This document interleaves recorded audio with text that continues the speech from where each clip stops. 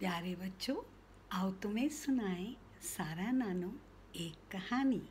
और आज की कहानी भी ईसॉप के कहानियों में से है और इस कहानी का नाम है लड़के और मेंढक। आपको याद है कि ईसॉप जानवरों और परिंदों के बारे में लिखते थे और उस कहानी का जो है सबक एक मिलता था।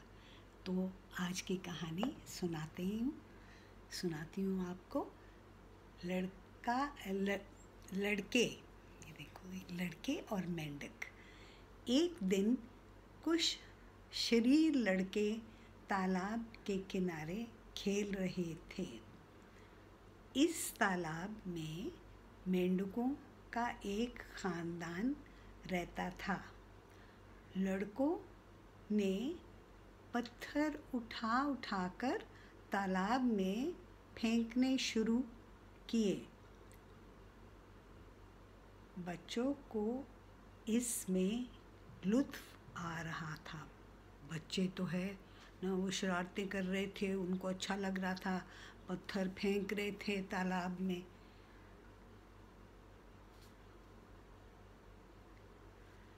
थोड़ी ही देर में तालाब पर पत्थरों की बारिश होने लगी। वो इतने पत्थर फेंक दिए, कैसे लगे जैसे पत्थरों की बारिश हो रही है। लड़के खूब मज़े ले रहे थे, लेकिन बेचारे मेंढक डर से कांप रहे थे। ओहो, छोटे छोटे मेंढक है ना, तो ऊपर से पत्थर आ रहे हैं तो वो तो बड़े डर गए हैं ना। तो आखिरकार एक बूढ़े मेंढक ने हिम्मत की और पानी से सर निकाल कर कहा, अरे बच्चों, अरे प्यारे बच्चों, आपने ये खेल बंद करें, अपना ये खेल बंद कर लो। तुम्हारे लिए ये तफरीह है, लेकिन हमारे लिए ये मौत है।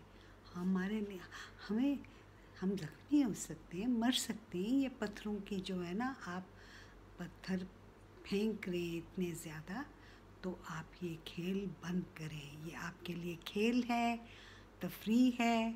हमारे लिए ये डर हमें लग रहा है, क्योंकि कोई पत्थर किसी छोटी सी मेंढक को लगे तो क्या होगा? मेंढक जख्मी भी हो जाएगा, मर भी जाएगा। तो ऐसा खेल बिल्कुल नहीं खेलना चाहिए जो दूसरों को नुकसान पहुंचाए। इसका सबब, ऐसी तफरीह अच्छी नहीं जिससे दूसरों को तकलीफ़ पहुंचे। तो प्यारे बच्चों, ये थी आज की ईसॉप की कहानी और उसका जो है हमें सबक जो मिलता है। तो आपको अच्छी लगी होगी बच्चों। तो फिर आपको मैं और कोई कहानी सुनाऊंगी। प्यारे बच्चों, अल्लाह हाफ़िज़।